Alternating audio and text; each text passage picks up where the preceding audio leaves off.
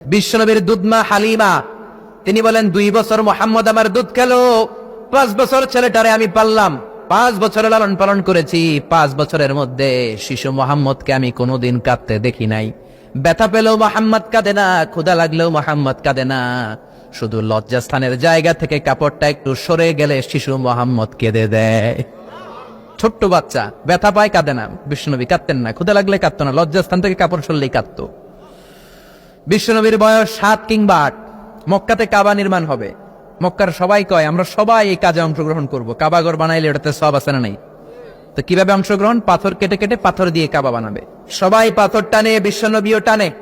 বিশ্বনবীর বয়স 7 কিংবা 8। উনার বয়সের ছেলেরা সবাই পরনের লুঙ্গি খুলে কাঁধের মধ্যে রেখেছে, আর কাঁধের উপরে একটা করে পাথর টানে যাতে ব্যথা না পায়।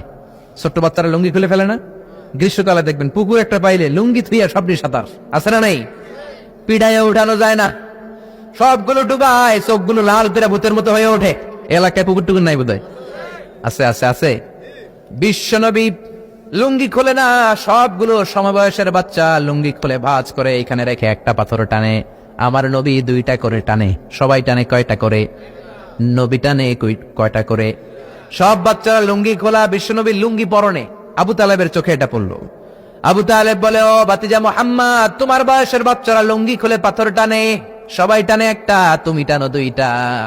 কেন রে ভাতিজা, তুমিও লুঙ্গি খোলো, লুঙ্গিটা কাঁধে রেখে তারপরে পাথর টানো। বিশ্বনবী বললেন, না চাচা, আমার সমস্যা নাই, আমি লুঙ্গি খুলবো না। চাচা কই খোলো। আমরা অনেক বাচ্চাদেরকে বলি, আর তুই ছোট মানুষ, খোল বেটা, খোল খোল খোল, কিচ্ছু হবে না, বলি না? কখনো এগুলো বলবেন না। ও ছোট্ট হলে ওর একটা প্রেস্টিজ আছে না নাই? ওর একটা আত্মসম্ভ্রম বোধ আছে না নাই? এখনো যদি লুঙ্গি খোলা শিখান, অশ্লীলতা শিখান, তাহলে এই ছেলেগুলো হবে ডাকাত। এগুলোই হবে বাংলা ভাই, ইংরেজি ভাই, অঙ্ক ভাই। এগুলো হবে পিচ্চি হান্নান, এরশাদ শিকদার, কালা জাহাঙ্গীর, লতিফ সিদ্দিকীর মতো মন্ত্রী। ঠিক, আরো আসতে বলেন।